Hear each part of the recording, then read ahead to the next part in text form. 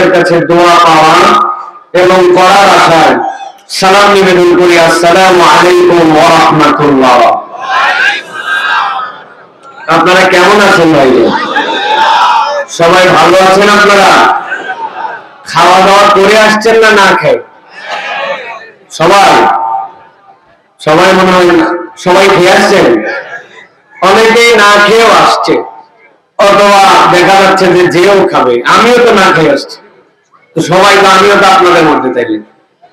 প্রিয় ভাইয়েরা, এটা বলার উদ্দেশ্য হচ্ছে এই অঞ্চলের মানুষ যেই দুপুরবেলা নিজেদের কাজ, নিজেদের জরুরত কম বেশি প্রত্যেকের আছে, কিন্তু সেইটাকে উপেক্ষা করে দিনের বেলায় প্রাণবন্ত ভাবে এই যে মানুষ কোরআন শোনার জন্য আসে, এইটার কারণ হচ্ছে এই মানুষগুলার ঈমান এবং কোরআনের সাথে একটা ন্যূনতম সম্পর্ক আছে।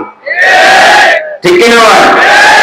বিগত সময় আমরা দেখেছি, বিশেষ করে লাস্ট 15-20 বছরে, যেই সময়ে যদি কোনো একটা মাহফিল, রাজনৈতিক সভা, সেমিনার করতে হয়, আর এখন ভাবে দুপুর 2টা এরকম খারাপ বলে পাবলিককে ময়দানে আনতে হয়, তাহলে নেতাদের ওই দলের বহুত খরচপাতি করা লাগে। কথা বলেন? আমরা দেখছি মহিলাদেরকে ওরা শাড়ি দিত, ছেলেদেরকে লুঙ্গি দিত, দুপুরবেলা খাবারের বিরিয়ানির প্যাকেট দিত, গাড়ি ভাড়া দিত, যাওয়ার পরে পকেট মানি দিত, মাথায় একটা করে ক্যাপ দিত, গায়ে গেঞ্জি দিত, তারপরেও লোক খুঁজে পাওয়া যেত না। ঠিক না? কিন্তু এই জায়গাতে আপনাদেরকে খাবার দিছে, আপনাদেরকে টাকা দিছে, লুঙ্গি দিছে, কোন অফার দিছে, গাড়ি ভাড়া আসছে কেন? কারণ কোরআনুল কারীমের সাথে আমাদের হৃদয়ের একটা সম্পর্ক আছে। ওই সম্পর্ক যার সাথে থাকে, আল্লাহ রাব্বুল আলামিন ওই বান্দাকে মহব্বত করে। ঠিক না? এটা হচ্ছে কোরআনের সংশ্লিষ্টতার সম্পর্ক। অন্য কোন হিসাব দিয়া আপনি এটা মেলাতে পারবেন না। আপনার যদি ম্যাচ, এখন তো সব গ্যাস লাইট হয়েছে, আপনার যদি ম্যাচের পাশে থাকতো বারুদ আর ম্যাচের ভিতরে থাকে, এখন ম্যাচের এই বক্স যদি ড্যাম হয়ে যায়, পানির মধ্যে ভিজে গেছে, রাত্রেবেলা শীতে এটা ঘেমে গেছে, আপনি ঠোকাতে থাকবেন, আস্তে আস্তে করে কাঠির বারুদ হারায় যাবে, ম্যাচ ধরবে না। ঠিক না? কিন্তু কিছু না হোক, অন্তত পক্ষে যদি ওই বক্সের পাশের বারুদটা একটু কিছু থাকে আর ওটা গরম গরম থাকে, ঠোকা হয়তো দুটা বেশি দেওয়া লাগবে, কিন্তু ধরবেই ধরবে। ঠিক না? এই জন্য আল্লাহ রাব্বুল আলামিন বলছেন, যাদের মধ্যে ঈমানের নিয়ামত আছে, এটা আল্লাহ দেওয়া একটা বড় সম্পদ, এইটাকে লালন করে এইটাকে বাড়াতে হবে, এইটাকে আল্লাহর রাস্তায় খরচ করার জন্য চেষ্টা করতে হবে। ঠিক না? আমার কথা না, এটা আল্লাহ রাব্বুল আলামিনের কথা। আল্লাহ বলছেন, ওয়া ইযা তুলিয়াত আলাইহিম আয়াতুহু যাদাতহুম ঈমানা ওয়া আলা রাব্বিহিম ইয়াতাওয়াক্কালুন। আমার যে বান্দাদের কাছে ঈমানের দৌলত আছে, একবার যদি আল্লাহর কোরআনের কথা শুনে, আল্লাহ বলছেন তাদের ঈমানটা বেড়ে যায়। সুবহানাল্লাহ বলবেন না? ঈমান বেড়ে যায় বলছেন কে? আচ্ছা, কতদূর পর্যন্ত বাড়ে আর এই বান্দা কি লাভ হয়?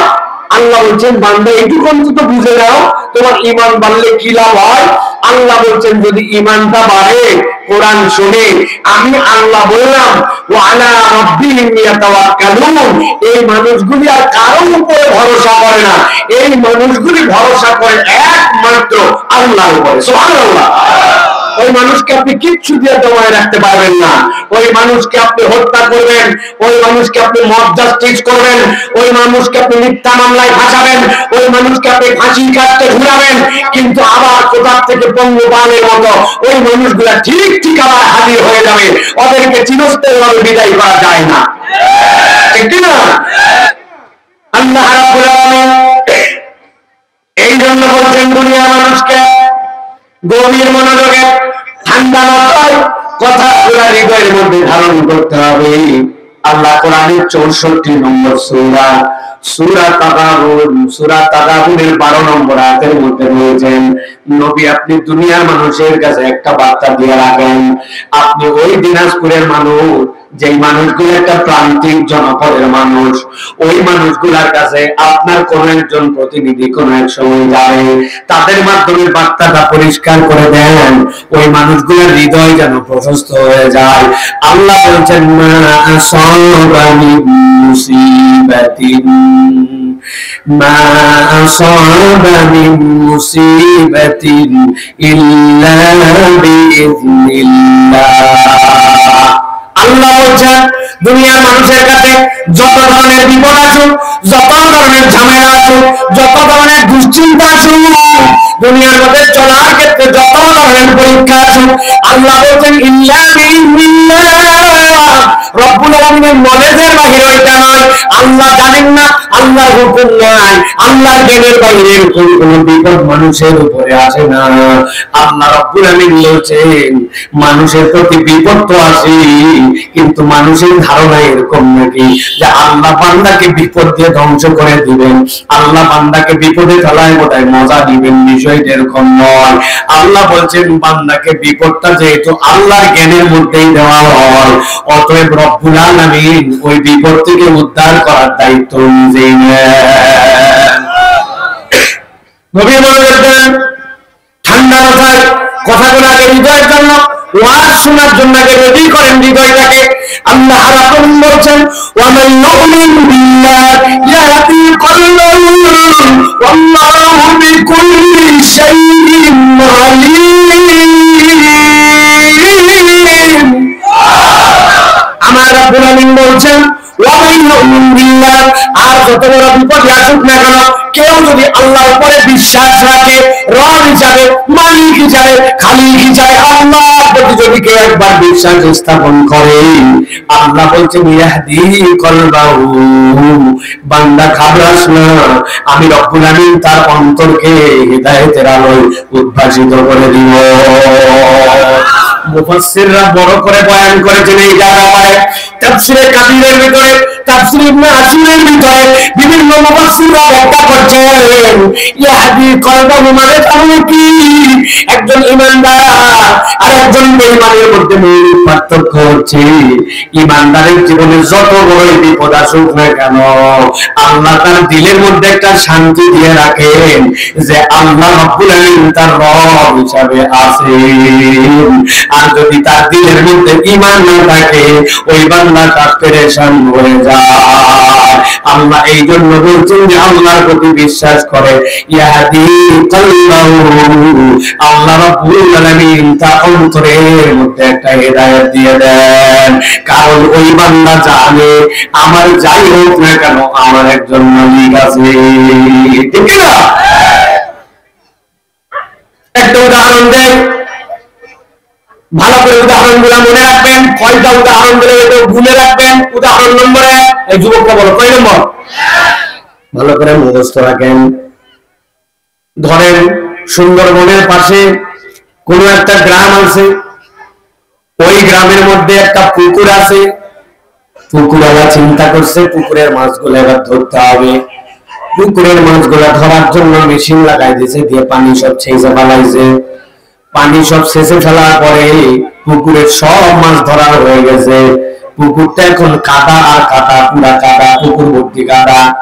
কিন্তু পুকুরটা শেষার সময় কিছু দল ছিল, পানা ছিল, পানা, ওই পানাগুলা সাইডে জড়ো করে রাখছে। একটা সারা গরু আসছে, আসার পরে পানা খাওয়া পছন্দ করে। দলের পাতা গরু খায়, খায় কিনা? দলের পাতা খাইতে খাইতে গরুর লোভ হয়ে গেছে, এক ধাপ দুই ধাপ করে আগাতে আগাতে পুকুরের কাদা মাছ বরাবর চলে গেছে। যাওয়ার পরে এমন আঠা আঠা, ওই গরু যাওয়ার পরে যতই উঠার চেষ্টা করে গরু আর উঠতে পারে না। কাদার মধ্যে গরু গেছে বৈশা, পেট পর্যন্ত আটকায়া। খানিকক্ষণ জোরে জোরে হামলাইছে, অনেক জোরে জোরে হামলানোর পরে খানিকক্ষণ চুপ করে গেছে। জানে আমার একজন মালিক আছে, আমাকে সুন্দর করে যদি গোয়ালে ফিরতে না দেখে আশপাশে অন্তত খবর নিবে, খবর নিয়ে তারপরে আমাকে উদ্ধার করবে। চিল্লাচিল্লি করে আর নতুন করে লাভ নাই। ও আস্তে করে কাদার মধ্যে আটকায়া সন্ধ্যা সন্ধ্যা অবস্থা। সত্যি সত্যি যদি আপনার গরু হয় আর সন্ধ্যা পর্যন্ত যদি গরুটা খুঁজে না পান, আপনি গরুটা খুঁজতে যাবেন কিনা? ওই লোক খুঁজতে গেছে, খুঁজতে যাওয়ার সময় হাতে এত বড় একটা লাঠি নিয়ে গেছে। যাওয়ার পরে দেখে গরু বেকল কাদার কাদার মধ্যে আটকা আছে। যাওয়ার পরে উদাম কথা আমাকে দুইটা পাতার মধ্যে বাড়ি লাগাইছে। খাওয়ার জায়গা পাও নাই, তুমি এই জায়গায় এসে আটকায় গেছো। আশপাশে আরো দু একজন লোককে ডাক দিয়েছে, দিয়ে দড়ি একটা পেটের মধ্যে আটকায় আর একটা গলার মধ্যে দিয়া এমন টানা খুঁজে এই গলাটার মধ্যে অনেক ব্যথা পাইছে, শরীরে অনেক ব্যথা পাইছে, পাশাতেও দুইটা বাড়ি খাইছে। কিন্তু গরুটা সন্ধ্যার আগে তার মালিক উদ্ধার করে বাড়িতে নিয়ে গেছে। গরুর মালিক থাকার কারণে কাদার মধ্যে আটকানোর পরে সন্ধ্যার আগে আগে হলেও পিটন খেলে হলেও ওর মুক্তির পথ আছে। ঠিক না? ঠিক আছে। পুকুরে একটা বাঘ, সুন্দরবনের বাঘ, রাত্রেবেলা চলাফেরা করতেছে, একটা হরিণকে তাড়া করছে। তাড়া করতে যাওয়ার পরে হঠাৎ করে খেয়াল করে যে পুকুরের মধ্যে পানি আছে কিনা আছে, এক ঝাঁপ দিয়ে মনে করছে পুকুর পার হয়ে যাবে। কিন্তু রয়্যাল বেঙ্গল টাইগার কত বড় পুকুর আর পার করতে পারে নাই। অর্ধেক পুকুরের মধ্যে যায় ধাপ করে বসে গেছে। যেই না 4 পা মিলে বসছে, পেট পর্যন্ত যায় ঢুকে গেছে। যত নড়াচড়া করে তত কাদার মধ্যে দু একবার হুঙ্কার দিয়েছে। মানুষজন ভয় পাইছে, রে বাবা আমাদের এলাকায় মনে বাঘ আসছে। রাত্রেবেলা দরজা টরজা ভালো করে খিল্লা দিয়ে রাখছে। কিন্তু সকালবেলা যখন লোকজন বার হয়েছে, বার হওয়ার পরে দেখে পুকুরের ভিতরে একটা বাঘ আটকায় আছে। এখন পর্যন্ত মরে নাই, কিন্তু ওই জায়গা থেকে মুক্তি উপায় না। এলাকার ছেলেমেলে চিন্তা করছে, যদি বাপ দাদা বংশে একটা নাম খাওয়ানো লাগে, এটাই আজকে সুযোগ। যার কাছে যত বড় লাঠি আছে নিয়ে অন্তত গল্প করতে পারবো, নাতির কাছে পিতা একটা বাঘ মারছিল। কথা ঠিক না? সবগুলা হাতার পত্র নিয়ে এসে যার পিটান দেওয়ার সুযোগ নাই সে বলতেছে ভাই একটু সাইড দেই, অন্তত একটা বাড়ি হলো আমার দিতে। কথা ঠিক না? পিতায় আবার বিদায় জিজ্ঞাসা করবো, উত্তর দিবেন বুঝে বুঝে। বাঘ বেশি শক্তিশালী না গরু? গরু না বাঘ? পাওয়ার কি গরু বেশি না বাঘের? কিন্তু বাঘের পাওয়ার যত বড়ই হোক, দুনিয়ায় কোন ব্যক্তির মালিকানাই বাঘটা নাই। এই জন্য আটকানোর পরে পিটনের ঠেলায় মৃত্যু। আর গরু যদি দুর্বল বানি, কিন্তু তার মালিক থাকার কারণে হালকা মার খাইছে, বকা খাইছে, গলায় টানার সময় কষ্ট পাইছে, কিন্তু মালিক তাকে ফেলে দেয় না, উদ্ধার করে বাড়িতে নিয়ে আসছে। আপনি হৃদয় দিয়ে একটু বুঝেন, আপনার গুনাহ আছে, আপনার অপরাধ আছে, দুনিয়ার বুকে স্ট্যাটাসে কম বেশি আছে, আমলে কম বেশি আছে, কিন্তু আপনার পরিচয় যদি ইমানদার হয়, আপনি যদি ইমানের দাবিদার হন, আল্লাহ বলছেন আমি রব হিসাবে তোকে গ্যারান্টার করলাম, আমি আল্লাহ তোকে জানালাম ওয়া মাইয়ুমিন বিল্লাহি ইয়াহদি কলবাহু। তো রব আল্লাহর প্রতি যদি তুই ঈমান আনিস, তোকে বের করে দেওয়ার রাস্তা আমি আল্লাহ। তাহলে আমাদের রবের নাম কি? আমাদের মালিকের নাম কি? আমাদের ইলাহের নাম কি? আমাদের জীবনদাতার নাম কি? আমাদের বিধানদাতার নাম কি? আমাদের বিধানদাতা হচ্ছে বাংলাদেশ গভর্নমেন্ট। আমাদের সংবিধান হচ্ছে বাংলাদেশের সংবিধান। আল্লাহর জন্য নামাজ পড়বো, পালন করবো, কিন্তু বিচার যেটা হবে সেটা অন্য কারা। কেন? আল্লাহ এই বিষয়টা বোঝে না।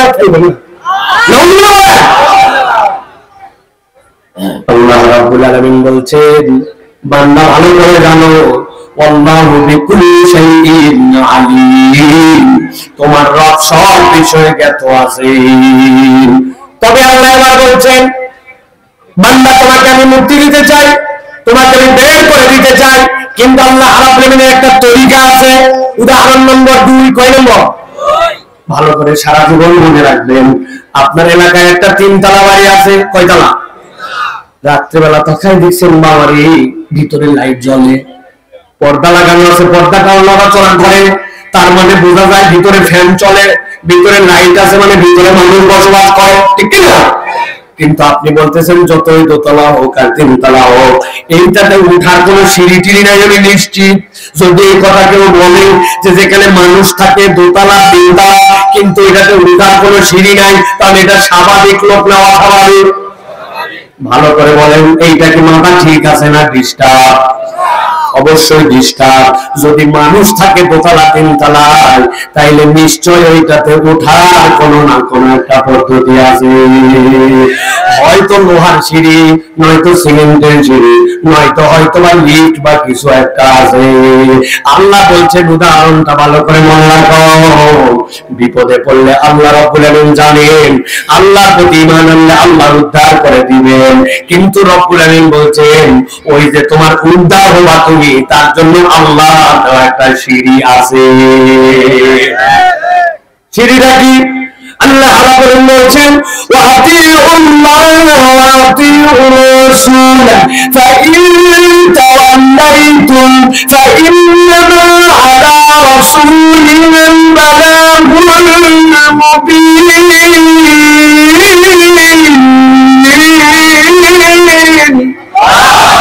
আমার রব্বুল আলামিন বলছেন এই দুনিয়ার মানুষ, আমি তোমাকে উদ্ধার করতে চাই, আমি তোমাকে বাঁচাতে চাই, কিন্তু তার জন্য একটা পদ্ধতি আছে।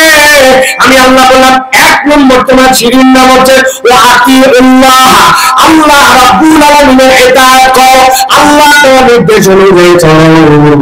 এখন জিজ্ঞাসা করতে চাই, আল্লাহকে আপনাকে শুধুমাত্র নামাজ কালাম হজ যাকাত এইটুকু নির্দেশ দিয়েছে, নাকি আল্লাহ টপ টু বটম সব জায়গায় আল্লাহর হুকুম বাস্তবায়ন করে চলার নির্দেশ দিয়েছে?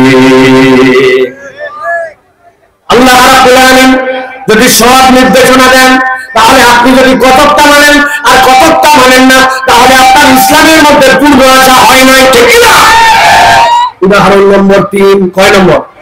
মুগ্ধ বলেন যুবকেরা, কয় নম্বর? আমি কিন্তু ধরবো, মনে করেন না সাইফুল্লাহ ভাই নিয়ে আসছেন বা ওয়াজ করে খালি চলে গেল, ওয়াজ করে খাওয়া আমার কাজ না। ভালো করে মনে রাখেন, এই জন্য এটা আপনার নম্বর উদাহরণ। নবীজি সাল্লাল্লাহু আলাইহি ওয়াসাল্লাম মক্কায় তার থেকে বেশি চুল কাটে, সবাই ওরকম করে চুল কাটতে চায়। যেমনে জুতা পরো ওই জুতাটা ওই রকম জুতা পরার কোনো সাধ্য নাই। আলাদা একজন খাদেম আছে প্রত্যেক দিন তার কাপড় চোপড় পরায় দিবে, আলাদা একজন খাদেম আছে যে জুতা ম্যানেজমেন্ট করবে। তাহলে কেই রকম সাহাবী আর কেই রকম ধনী পরিবার। ইসলামের দাওয়াত আসছে, উনি ঈমান গ্রহণ করছেন। নবীজির আগে আল্লাহর নবী সাল্লাল্লাহু আলাইহি ওয়াসাল্লাম তাকে মদিনায় পাঠিয়ে দিয়েছেন।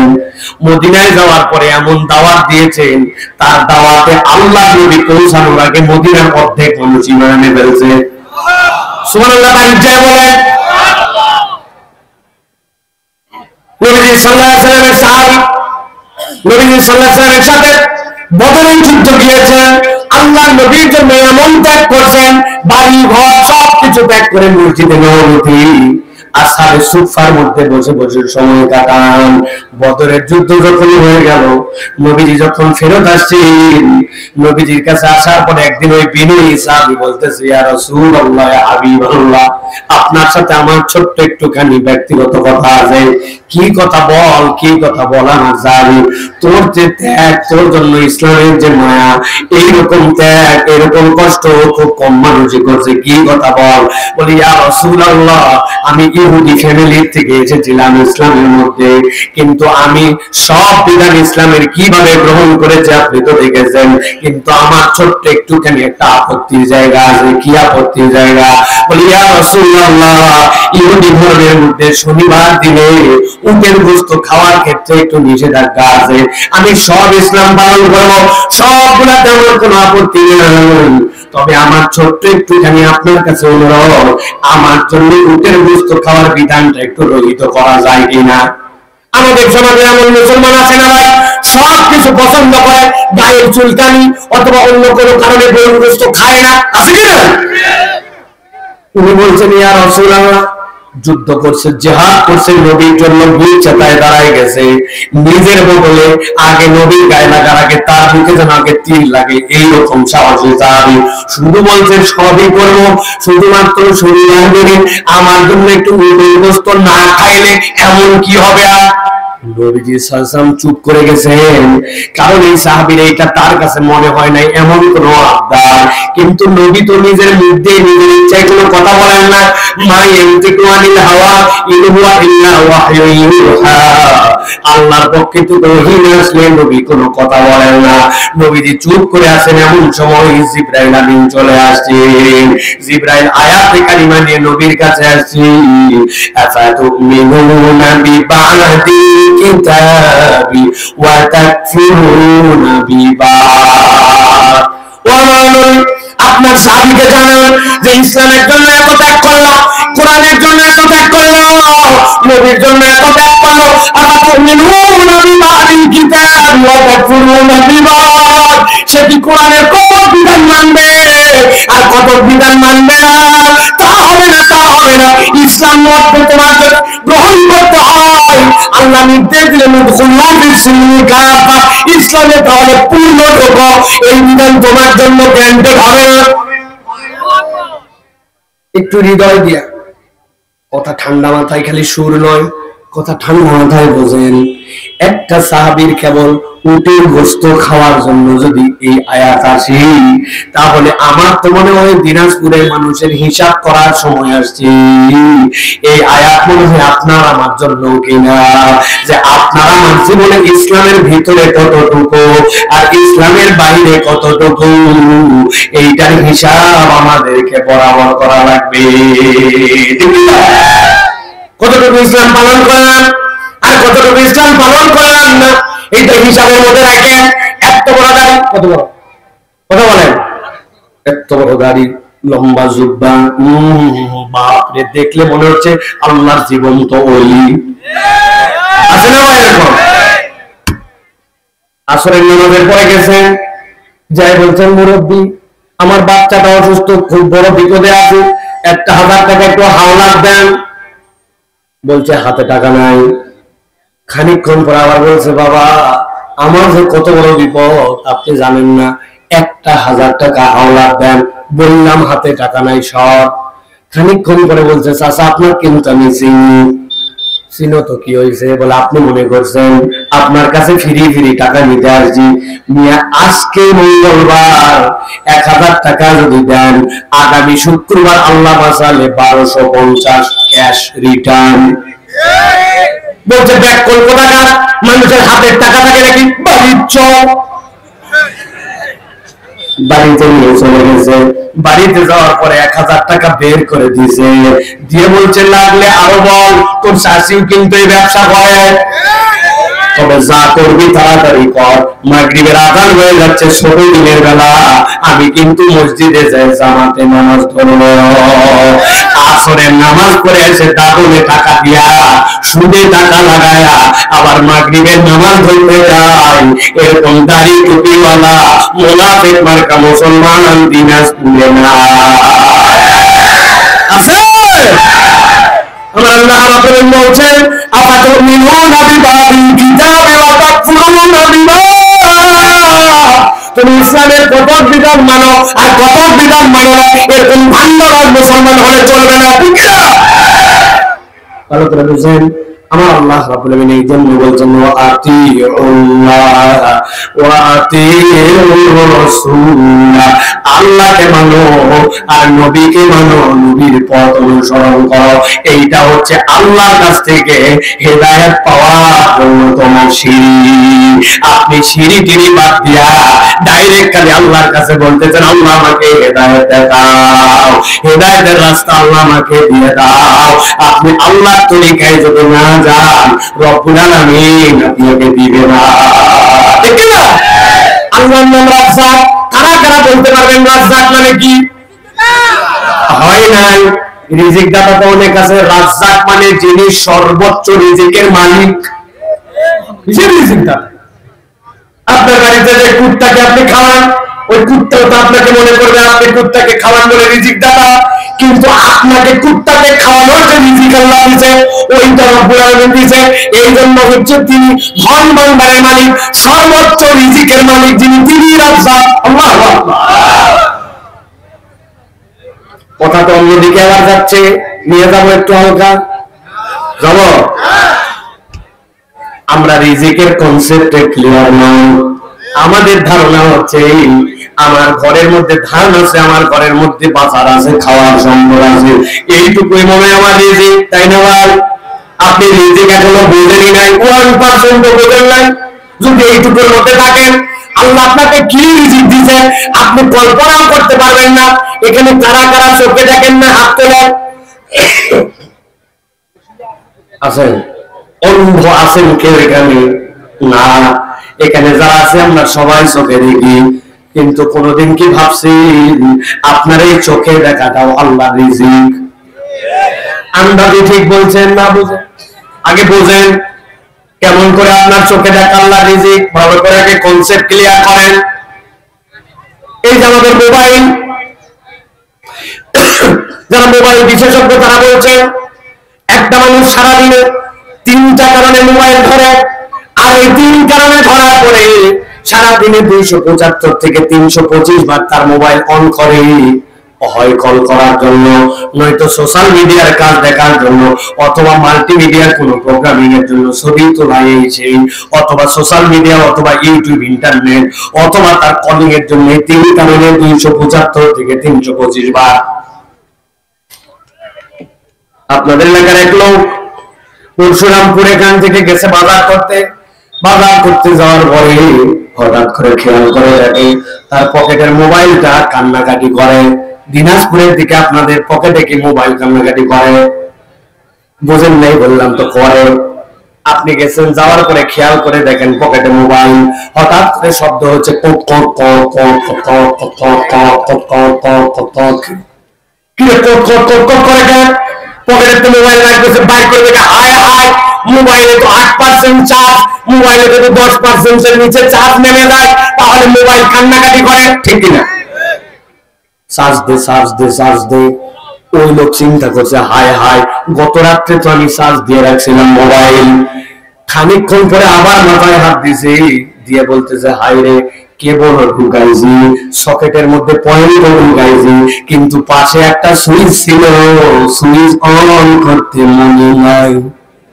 যদি সুইচ অন করতে মনে না থাকে একসাথে উত্তর দেবেন, তাহলে কি আপনার মোবাইল সারা রাত্রে যতই ঢুকানো থাক চার্জ হবে? বললেন না, যারা বোঝেন নাই, চার্জ হবে। আপনার মোবাইলে চার্জ চলে গেছে, এই জন্য আপনার মোবাইল কান্নাকাটি করে। কিন্তু আপনি কোনোদিন কি খেয়াল করে দেখছেন আপনার আমার যে চোখ প্রত্যেকদিন 22,000 বার কমসে কম পলক ফেলি, কোনোদিন আপনার আমার চোখকে চার্জ দেওয়া লাগলো না? তাহলে আল্লাহ রাব্বুল আলামিন আপনাকে আমাকে দেখার জন্য যে অটো আপনার জন্য জেনারেটর সেট করে দিলেন, এইটা আল্লাহর পক্ষ থেকে কত বড় রিজিক।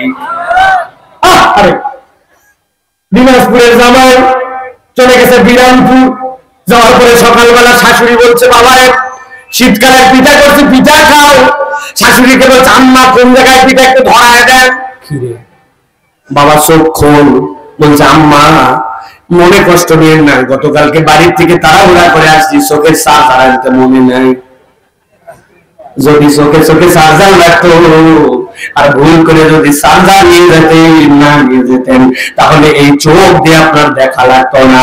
আপনি মনে করছেন আল্লাহ ভাত খাওয়ায়, আল্লাহ আমাকে বাজার করার তৌফিক দিয়েছে, আমার খাবার অভাব নাই। আপনার খাবার একমাত্র রিজিক নয়, আপনি যে দাঁত দিয়েছি ভাইয়া জিবা নড়াইয়া গিলে গিলে খান, আপনি ভেবে দেখেন নাই আপনার এই জিবার শক্তি, আপনার এই কামড়ানোর শক্তিটাও আল্লাহ দেওয়া রিজিক। বুঝেন নাই আপনি? এই জন্য রব্বুল আলামিনের কৃতজ্ঞতা আছে না। এক ছেলে আমার কাছে আসছে, হুজুর আপনার খুব মহব্বত করি, এই মহব্বতের কারণে আপনার সাথে একটা সেলফি তো আয় বাবা। তাড়াতাড়ি মোবাইল হাতে নিয়েছে, সাপে সাপে আর সাপে কি রে ছবি উঠে না গান, সাথে সাথে দেখে খানিকক্ষণ করে লেখা উঠছে there is insufficient if you want any new scene, please delete something from your device. তোমার মোবাইলে পর্যাপ্ত মেমরি নাই, নতুন কোন ছবি তুলতে চাইলে আগে ডিলিট করো। ওই ছেলে বলছে 268 জিবি মেমরি, মহারাজ সময় পেল না। যুবকরা বলো মাঝে মাঝে আমাদের এরকম হয় কিনা? আমি বুঝানোর জন্য বলছি, ভালো করে মাথার মধ্যে নিয়ে রাখেন, আপনি যে মোবাইলে 268 জিবি মেমরি, ওইটাও ফুল হয়ে যায়। কিন্তু একটা মানুষ জন্মগ্রহণ করলো, এরপরে তার বয়স 70 বছর হয়ে গেছে, মায়ের পেটের থেকে অনবরত দেখতেছে আর দেখতেছে। 70 বছরের দিনাজপুরে হঠাৎ করে এক লোক একদিন শোনে, কে জানি তার কানে কানে বলতেছে, হ্যাপি বার্থডে টু ইউ চাচা, today you 70 years old, your brain's memory is already full. If you want any new scene tomorrow, please delete something from your head. বলছেন চাচা আপনি 70 বছর বয়স, শুভ জন্মদিন, আপনি এতদিন পর্যন্ত অজস্র দেখা দেখছেন, আপনার আর মাথার মধ্যে মেমোরিতে জায়গা নাই। আগামীকালকে থেকে কিছু দেখতে চাইলে আপনি ব্রেনের মেমোরি পরিষ্কার করেন। বুঝে থাকলে বলেন তো, 100-200 বছর বাঁচলেও কাউকে এরকম সিগন্যাল দিয়েছে? কথা বলেন। বিজ্ঞান কি বলতেছে? If any human being alive in this universe 1000 years, 1000 বছর যদি বাঁচে, without a single second of sleep, he or she can spend only 5% of his brain's memory. একটা মানুষ 1000 বছর যদি বাঁচে, না ঘুমায় যদি অনবরত দেখতে থাকে, 1000 বছরে একটা মানুষ আল্লাহ দেওয়া ব্রেনের 5% খরচ করতে পারবে না। আমার রব্বুল আলামিন বলছেন, এই নাও বান্দা, তোমাকে আমি কত ধরনের রিজিক দিছি, তোমাকে রিজিক দিয়ে আমি ভয় রাখছি। আল্লাহ বলছেন, তুমি তোমার অন্তরের মধ্যে যদি আল্লাহর পক্ষ থেকে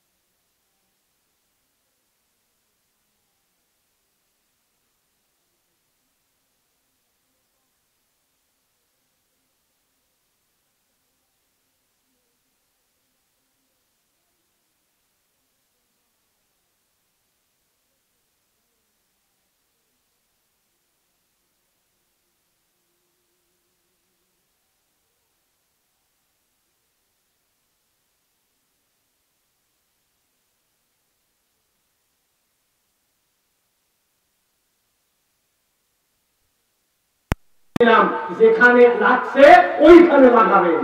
ওই বেচারি 3 দিন পরে রোগী আবার গেছে, পা ফুলে ঢোল হয়ে গেছে। বলছে ডাক্তার কি মলম দিনটা করে লাগাইছি, তারপরে ভালো হয় না। বলে মলম কোথায় দিয়েছিলেন দেখি? বলছে তাহলে তো আমার সাথে আপনাকে যাওয়া লাগবে।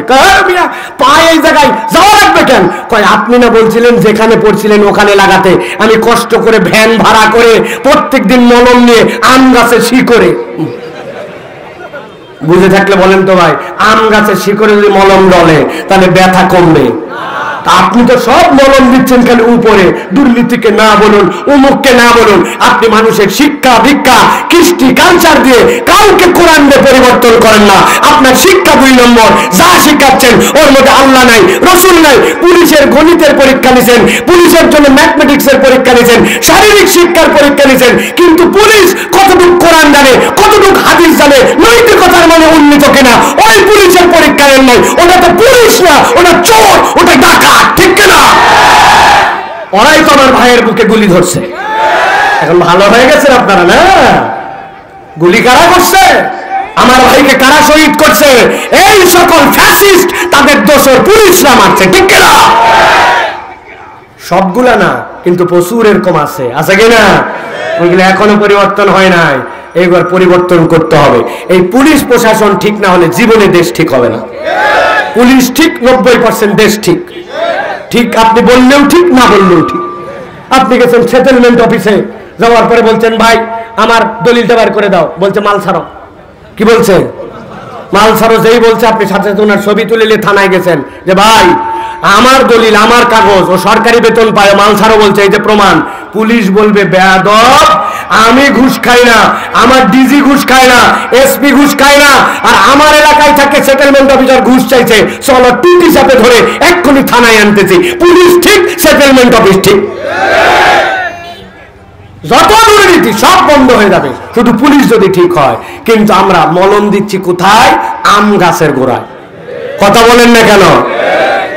মলম জায়গা মতো লাগাতে হবে। রাজি আছেন আপনারা? প্রিয় ভাইরা, আপনারা যারা এখানে প্রথম আমার কথা শুনতেছেন, অনেকে মনে করতেছেন বা বাবা ওয়াজ তো শুরু হয়ে গেছে, তাই না ভাই? ওয়াজ এখনো শুরু হয়নি। এতক্ষণ হলো কি? এতক্ষণ একটু আল দিলাম। আল বোঝেন? আল না থাকলে জমির পানি বাঁধবে? আপনাদের এলাকায় সিটার লোকজন অনেকে আছে, আমাদের এলাকায় আছে, আপনাদের না থাকলে নাও থাকতে পারে। এদিককার লোক ভালো, আগেই বলা যাবে না। কারণ অনেকেই যখন জমিতে পানি দেয়, ওই পাশের জমিওয়ালা চিন্তা করছে ফ্রি একটু পানি কিভাবে খাওয়া যায়। উনি বুদ্ধি করছে কি, আলের নিচে আস্তে করে কোদাল মারছে, মারে আল জায়গা মতো রেখে দিছে। এরপরে যখন ওটা ভাঙ্গে যায়, পানি গেছে, ওকে ধরছে, তো আল কাটলি কেন? বলছে বললেই হবে নাকি, ধরছে গেছে। কিন্তু চালাকি করে আলের নিচে অনেক সময় কোদাল মেরে পানি নিজের জমিতে নেয়। এদিকেও আছে নাকি ভাই? ও বাবা, চারিদিকে দিকে একই সমস্যা। তো প্রিয় ভাইয়েরা, এখন আমাদের যদি আল না থাকে, যদি পানি না বাঁধে, তো আপনি ওয়াজ যদি আল ছাড়া শোনেন, কোনো শুরু নাই শেষ নাই, কেন ওয়াজ শুনতেছি, কোরআনটা কেন শুনবো, এটা ন্যূনতম একটা আল দরকার আছে, ঠিক কিনা? এতক্ষণ একটু আল দিলাম, এখন আপনারা যদি বলেন তাহলে বাকি কিছু ওয়াজ হবে। রাজি আছেন আপনারা? আছেন আপনারা? কারা? দেখে একটু হাত সোজা করেন। বসো বসো, হাত আমি তুলাইছি, উনি তাকবীর দিচ্ছে। হাত সোজা করে তোলো, খালি সোজা করে টান টান করে তোলেন। সোজা হয় নাই, হাত নামান, হাত নামান, হাত নামান। আগে একটা জিনিস আমাকে পরিষ্কার করে দেন, এই এলাকার নাম হচ্ছে পরশুরাম, তাই না ভাই? এদিকে হাত সোজা করার মানে এইরকম এইরকম এইরকম যদি হয় তাহলে আমার কোনো কথা নাই। আর হাত সোজা যদি এরকম হয় তাহলে এরকম করে তোলা লাগবে। আগে জানান যে এদিককার পরশুরামে হাত সোজা মানে এরকম এরকম এরকম। তো এরকম যদি না হয় তা আমি হাত সোজা করতে বললাম, আর আপনি এর কি হলো? এরকম তো হয় না। হাত সোজা মানে সোজা। হ্যাঁ, সোজা করেন। সোজা করছেন? হ্যাঁ, ডানে বামে একটু নড়াচড়া দেন, নড়াচড়া দেন, একটু পিছন দিকে টানা দেন, সামনে দেন, এবার একটু দিচ্ছেন, সাইডে দেন একটু, এবার এই সাইডে একটু দেন, হাতটা এবার সোজা করেন, সোজা করেন, এরকম করেন, এবার একটু নড়াচড়া দেন। মাশাআল্লাহ, হাত সোজা করেন, সোজা সোজা, নামাতে বলি নাই। এবার হাত নামান। এবার একটা চেক দিব কারা কারা হাত তুলতে ফাঁকি মারছে। এবার তোলার পর ফাইনাল চেক হবে। রেডি সবাই? একসাথে এবার হাত তুলে ডান বামে তাকায় দেখবো কারা উঠাতে পারে না। তোলে না, দেখেন চেহারাগুলো দেখে নেন ডানে বামে, ঠিক আছে সব? এবার গলাটা একটু পরিষ্কার দেন, হয় নাই ভালো করে দেন, সোজা দেন, দিছেন? এবার বুক বরাবর হাত নামান, এ বরাবর। এবার আমরা আকাশ বাতাস মুখরিত করে একটা তাকবীর দিতে চাই। পারবেন ইনশাআল্লাহ? পারবেন? পারবেন? আমাদের এই মাহফিল কর্তৃপক্ষ আমার কাছে একটা অনুরোধ রেখেছেন যে এখানে বুক বরাবর ধরে রাখবেন, এটা ধরেই ওয়াজ শুনবেন। আমাদের মাহফিল কর্তৃপক্ষ অনুরোধ করেছেন যে এখানে একটা মসজিদ আছে, তারা ওরকম করে কালেকশনও করতে চান না, ওরকম করে টাকা তোলার মাহফিল এটা বানাতে চান না, এটা নিরেট কোরআন শোনার মাহফিল। কিন্তু এখানে একটা ওযুখানা এবং এই জায়গায় একটা দুই একটা বাথরুম তাদের দরকার। এই জন্য আল্লাহর বান্দারা যারা যে যেখান থেকে এসেছেন তারা তাদের সাধ্যের, কষ্টের, তাদের আমানতের একটা অংশ আল্লাহর ঘরের জন্য একটু ডোনেট করবেন। এটা কোনো বাধ্য না, ভাই 1000 দিতে হবে, 5000 দিতে হবে, কালেকশন কর, এরকম না। কিন্তু মান বানা লিল্লাহি মাসজিদান বানাল্লাহু লাহু বাইতান ফিল জান্নাহ। আল্লাহর ঘরের পাশ দিয়ে চলে যাচ্ছিল একটা বালুর, মসজিদের নির্মাণের জন্য একটা বালুর থোপ ছিল, হঠাৎ করে একটা পানি পড়ে বালুটা চলে যাচ্ছে। উনি সাইকেল থেকে নামছে, নামে পা দিয়ে বালুগুলো আস্তে আস্তে ভিতরে ঢুকায়, ওখানে একটা ইট ছিল, ইটটা আবার সেট করে দিয়ে চলে গেছে। আহারে, মসজিদের বালুটা নষ্ট হয়ে যাচ্ছে। এই যে বালুটুকু আল্লাহর ঘরের, সে একটু পা দিয়ে ঠিক করে ইট বাগায় দিয়ে গেছে, এইটাও মসজিদ নির্মাণের সহযোগী হিসাবে আল্লাহ চাইলে এটার বিনিময়ে তাকে জান্নাত দিয়ে দিবে। তাহলে আমরা একটু আল্লাহর ঘরে আমাদের সাধ্যের মধ্যে 100, 200, 500 কৃপণতা করব না, কেউ বাদ যাব না, সকলে একটু শরীক হব। রাজি আছে ইনশাআল্লাহ? কোনো কালেকশন না এটা যে এরকম আমি বলবো 10 মিনিট খাইয়ে ফেলবো, যেহেতু আমার অনেক কথা এখনো বাকি আছে, সেই কথা আপনাদের কাছে বলবো। তবে তার আগে যারা আল্লাহর ঘরে শরীক হতে চাই, আমরা একটু আকাশ বাতাস মুখরিত করে একটা তাকবীর দিতে চাই। যারা পারবেন বলেন আল্লাহুম্মা আমিন।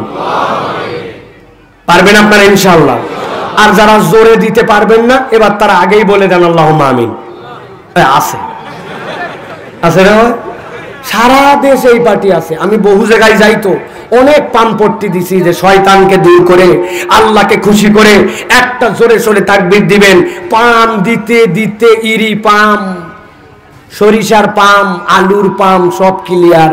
এরপরে উনাকে বলছি লিল্লাহে তাকবীর, উনি তাকবীর দিছে আল্লাহ, ব্যাটারি শেষ একবারে, তেল মোবাইল কিচ্ছু নাই। এরকম লোক এখানে আছে? বা এই প্যাকেটালারা চারিদিকে ছড়ায় যাও, এক জায়গায় দাঁড়ায় আছো কেন? সারাদিন কাজ করবে নাকি? হুঁশার তেল করো। হাত রেডি করছেন সবাই? সবাই একটা তাকবীর দিতে পারবেন তাহলে ইনশাআল্লাহ? দেখে একটা তাকবীর দেন, আকাশ বাতাস মুখরিত করে একটা তাকবীর দিব আমরা। লিল্লাহে তাকবীর, লিল্লাহে তাকবীর, আল কোরআনের আলো, আল হাদিসের আলো, তোমার নেতা আমার নেতা, তোমার নেতা আমার নেতা, আলেম ওলামা যেখানে, আল্লাহর আইন যেখানে, লিল্লাহে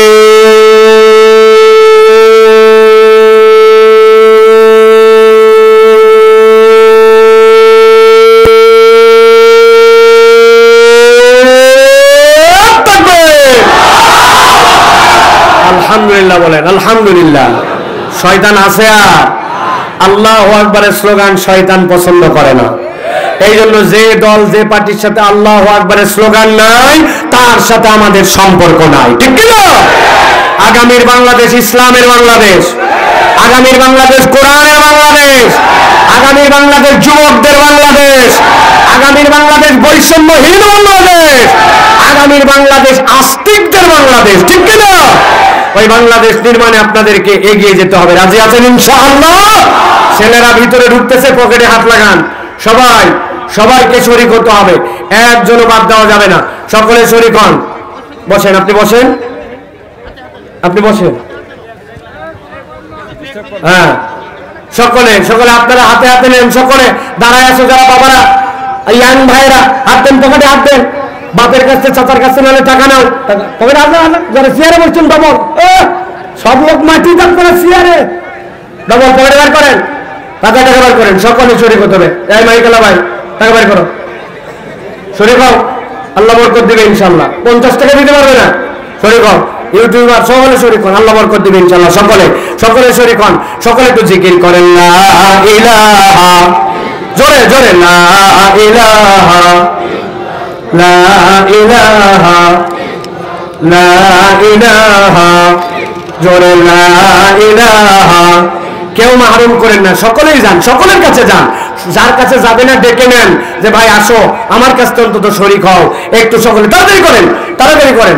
আমরা ইনশাআল্লাহ, এই যে আমার অ্যাক্টিভ মানুষ দেখেন, ব্যাগ যায় নাই, নিজের পাঞ্জাবিটা গুটাই নিয়ে কাজ শুরু করে দিয়েছে, এইগুলো হচ্ছে অ্যাক্টিভ মানুষ। মাশাআল্লাহ বলেন।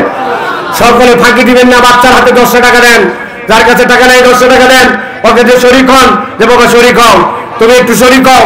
ভাস্তা, আপন আত্মীয় স্বজন, চেনা গানা, কেউ মাহরুম হবে না। মহিলাদের কাছে গেছে ব্যাগ, সভাপতি সাহেব মহিলাদের কাছে গেছে। মাশাআল্লাহ মাশাআল্লাহ, আল্লাহ কবুল করো, আল্লাহ সকলের জানে মানে বরকত দান করো, বলেন আল্লাহুম্মা আমিন। আল্লাহ সকলকে কবুল করো, বলেন আল্লাহুম্মা আমিন। প্রিয় ভাইরা, আমরা তাহলে এই আদায় কিন্তু আমাদের মূল কাজ না, মূল কাজ আমাদের ওয়াজ, ঠিক কিনা? সাউন্ডটা আবার নেমে গেছে, গলাটা শেষ এক মাস, আপনি আমার 15 মাস লিখতে পারবেন। প্রিয় ভাইরা, আমরা কোরআনুল কারীম থেকে এখন সরাসরি কথা শুনবো ইনশাআল্লাহ।